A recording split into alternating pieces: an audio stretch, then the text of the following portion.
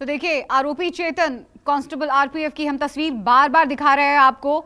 यही वो जवान है जिसने अहले सुबह अंधाधुंध फायरिंग की है जयपुर एक्सप्रेस में।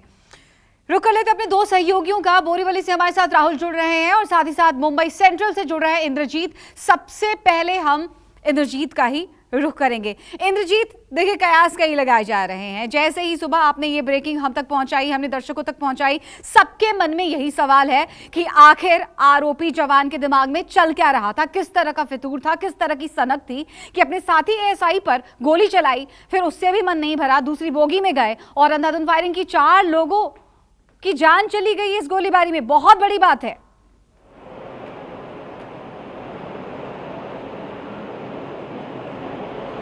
जी बिल्कुल, काफ़ी बड़ी बात है। और जो रेलवे पुलिस है वो लगातार इस मामले की जांच कर रही है, क्योंकि जो आरोपी है या जो मृतक है, सभी जो ट्रेन के एस्कॉर्ट में तैनात थे, जो आरपीएफ के 4 जवान, वो सूरत से चढ़े थे। बताया जाता है कि सूरत से चढ़ने के बाद से ही आरोपी का लगातार जो अपने सीनियर है एएसआई तिलक राम, उनसे झगड़ा हो रहा था।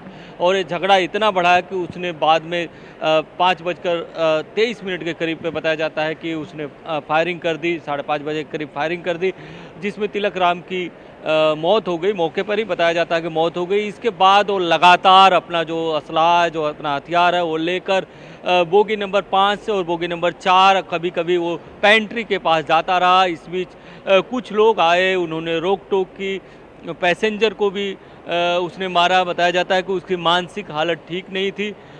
ये अभी तक जो जानकारी है वो आई है। इसके बावजूद उसकी मानसिक हालत इतनी भी ख़राब नहीं रही होगी, क्योंकि देखिए कि उसने जब ट्रेन दहिसर के करीब जब पहुंची है, उसके बाद उसने चेन पुलिंग की है और जैसे ही ट्रेन धीरे धीरे हुई, वो ट्रेन से उतर गया, भागने की कोशिश किया, लेकिन जीआरपी ने उसको गिरफ्तार कर लिया है और अब उससे लगातार पूछताछ की जा रही है कि आखिर उसने ऐसा क्यों किया। लेकिन इस पूरी घटना के बाद जब ट्रेन मुंबई सेंट्रल पहुंची, बहुत सारे लोग डरे हुए थे, सहमे हुए थे। कई सारे लोग जो मुंबई सेंट्रल तक आने वाले थे, बताया जाता है कि बोरीवली या उसके आसपास ही उतर गए। बाद में दूसरे साधनों से वो अपने दूसरी जगहों पर गए, क्योंकि पूरे दहशत का माहौल था। गोली मारने के बावजूद, अपने सीनियर को गोली मारने के बावजूद लगातार अपना असलहा लेकर वो 2-3 बोगियों में लगातार टहल रहा था, लोगों को धमका रहा था, डरा रहा था। तो कहीं न कहीं लोगों में जो दहशत थी, यही कारण है कि उसमें से कुछ लोगों ने रोक टोक की कोशिश की। अब जिन लोगों की इस घटना में मौत हो गई है, जो यात्री उनकी मौत हो गई है, उनकी शिनाख्त की जा रही है कि वो कौन लोग हैं। बताया जाता है कि पेंट्री के आसपास भी उसने गोली चलाई। तो ये ऐसा है कि पहले खबर आई थी बड़ी बात है इंद्रजीत। देखिए, आरपीएफ यानी रेलवे प्रोटेक्शन फोर्स, यानी कि रेल यात्रियों की सुरक्षा के लिए रेल में मौजूद रहते हैं, उन्होंने ही रेल यात्रियों को मौत के घाट उतार दिया। और ये कोई बात नहीं, ये कोई सफाई नहीं हो पाएगी कि मानसिक स्थिति ठीक नहीं थी। मानसिक स्थिति ठीक नहीं थी तो वो आरपीएफ में नौकरी कैसे कर सकता है कोई भी जवान। रुक करेंगे बोरीवली का। हमारे सहयोगी राहुल पांडे लगातार बने हुए हैं। राहुल, आप जहां मौजूद हैं, खबर मिली है कि वहां पर जिनकी मौत हुई है, पोस्टमार्टम के लिए उनके शव पहुंचे हैं। क्या कुछ अपडेट्स हैं आपके पास, जरा बताइए हमारे दर्शकों को।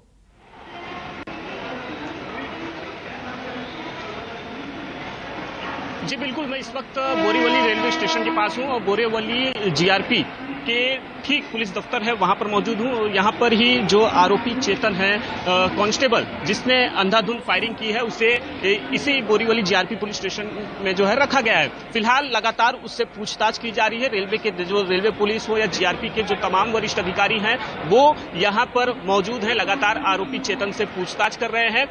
लंच के बाद आरोपी चेतन को जो है यहाँ से लेकर जो है बोरीवली कोर्ट लेकर जाया जाएगा और पेश किया जाएगा। फिलहाल जो जानकारी निकलकर सामने आ रही है, उसके मुताबिक आरोपी ने जिस राइफल से फायरिंग की थी, उस राइफल एआरएम राइफल को जो है जब्त कर लिया गया है।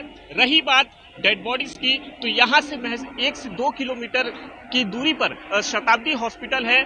बोरीवली में जब डेड बॉडी को पिकअप किया गया, उसके बाद लाश को, डेड बॉडी को शताब्दी हॉस्पिटल में लेकर जाया गया है, जहां पर उसका पोस्टमार्टम किया जा रहा है।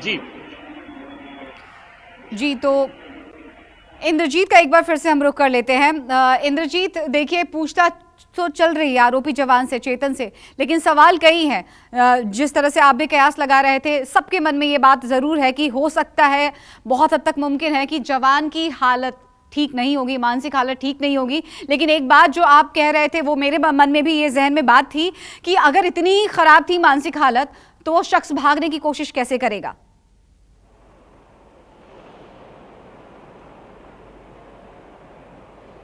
जी बिल्कुल, यही सवाल सभी पूछ रहे हैं कि अगर उसकी मानसिक हालत बिल्कुल ठीक नहीं थी तो फिर उसने चेन पुलिंग कैसे की, दहीसर के पास चेन पुलिंग किया बाकायदा।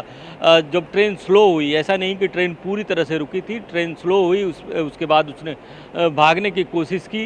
यही कारण है कि पुलिस इस मामले को जीआरपी इस मामले को काफ़ी गंभीरता से ले रही है और उससे लगातार पूछताछ कर रही है।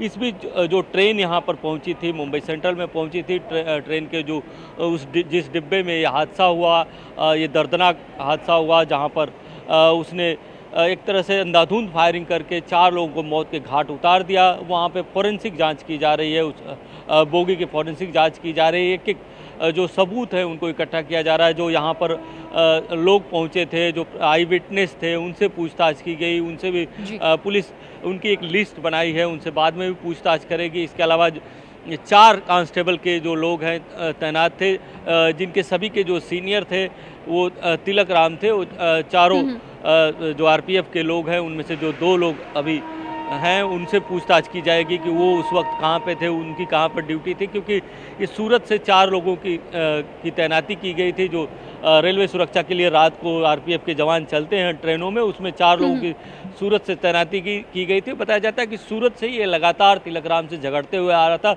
और कई दिनों से इसकी तिलक राम से अनबन थी।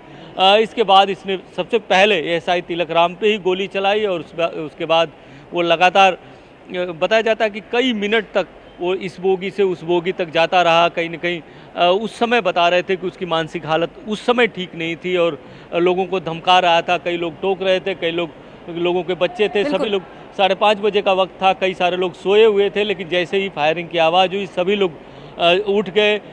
हालांकि 6:30-7 बजे का वक्त था ट्रेन के पहुंचने का, लेकिन लोग पहले ही उठ गए और एक तरह से अफरा तफरी मच गई। बताया जाता है कि जब ट्रेन स्लो हुई तो कुछ लोग वहां पर भी उतर गए और जब बोरीवली में ट्रेन को काफ़ी देर तक रोका गया, जीआरपी के जवान आए और डेड बॉडी को उतारा गया। इसके बाद कुछ देर तक ट्रेन रुकी रही। बताया जाता है कि ज़्यादातर यात्री जो कि दादर या मुंबई सेंट्रल आने वाले थे, वो बोरीवली में ही उतर गए। कई सारे ऐसे भी लोग होते हैं जो पुलिस के पचड़े में नहीं पड़ना चाहते, जो आई विटनेस भी थे लेकिन इस बारे में बात नहीं करना चाहते, वो भी पहले ही उतर गए। अब पुलिस एक लिस्ट बना रही है कि कौन कौन यात्री उनके आसपास थे, समझा जा सकता है कि उनकी हालत क्या होगी दहशत के आलम में। और जाहिर सी बात है, वो यात्री जो ठीक से जगे भी नहीं थे, जिंदगी भर के लिए सो गए मौत की आगोश में। बहुत बहुत शुक्रिया फिलहाल आपका, आप दोनों का।